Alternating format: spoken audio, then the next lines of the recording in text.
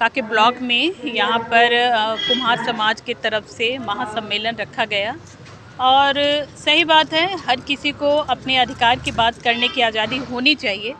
और इन्होंने जो मांग किया इस मंच के माध्यम से कि भाई माटी कला बोर्ड जो पूर्व में भी था लेकिन कहीं ना कहीं अभी किसी कारणवश वो नहीं है, उसके लिए इन्होंने मांग किया है। तो निश्चित तौर पे हमने आश्वस्त किया है कि माटी कला बोर्ड के लिए भी हम माननीय मुख्यमंत्री आदरणीय सर से ज़रूर मिलेंगे और इस संदर्भ में बात करेंगे, और ज़रूरत पड़ी तो एक प्रतिनिधि मंडल के साथ हम ज़रूर इस पे मिलेंगे और समाज के अधिकार के लिए उनकी आवाज़ बनने का हम निरंतर प्रयास कर रहे हैं। और आज संविधान रचयिता भीमराव अंबेडकर जी की जन्म जयंती है, उनको भी हम श्रद्धा सुमन अर्पित करते हैं। बाबा ने हमें अधिकार दिया है समान रूप से जीने का, तो ज़रूर निश्चित तौर पे बाबा साहब के संविधान की रक्षा हेतु हम सब एकजुटता का परिचय देने का काम कर रहे हैं और हर समाज के लिए उनके अधिकार के लिए लड़ने का भी काम करेंगे। कल जो हजारीबाग में घटना हुई, सॉरी जो कल हजारीबाग में घटना घटी है, यज्ञ के लिए जो कलश यात्रा निकला हुआ था, पक्षपाती है। देखिए, ये अगर इस तरह से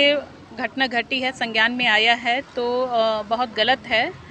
किसी भी धार्मिक आस्था के साथ इस तरह से कार्य या खिलवाड़ नहीं होना चाहिए, लेकिन ये एक जांच का विषय है, इस पर जांच भी होनी चाहिए और जिन लोगों ने इस तरह से किया उस पर कार्रवाई होनी चाहिए।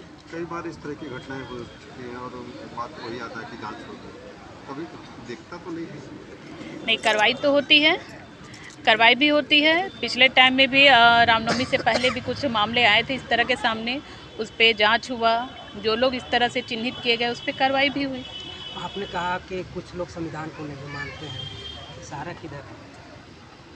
निश्चित तौर पे सेंट्रल गवर्नमेंट में जो बैठी बीजेपी सरकार है, आप देख सकते हैं गृह मंत्री जो उनके रहे हैं, पिछले दिनों जो उनका सेशन के टाइम में जो बातें उन्होंने रखा कि भाई अगर मानना है तो भगवान को मानो, अंबेडकर को क्या मानते हो, तो ये कहीं से शोभित नहीं है।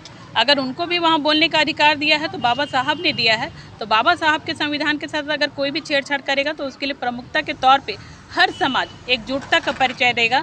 हमारे आदरणीय नेता राहुल गांधी जी ने हमेशा से संविधान की रक्षा के लिए बात किया, और आज आपने देखा कि किस तरह से अंबेडकर चौक से लेकर के राजेंद्र प्रसाद चौक तक सभी ने मानव श्रृंखला के रूप में एकता का परिचय दिया, संविधान की रक्षा के लिए परिचय दिया। तो हम कह सकते हैं कि संविधान की रक्षा के लिए हम लोग एकजुटता के साथ खड़े हैं, और जो भी लोग संविधान को तोड़ने का काम करेगा, संविधान को बदलने का काम करेगा, उसको कभी भी ये देश की जनता बर्दाश्त नहीं करेगी। हफीजुल हसन का कहना है कि हम कुरान को दिल में रखते हैं, कानून को हाथ में रखते हैं, हमें कानून से कोई मतलब नहीं। संविधान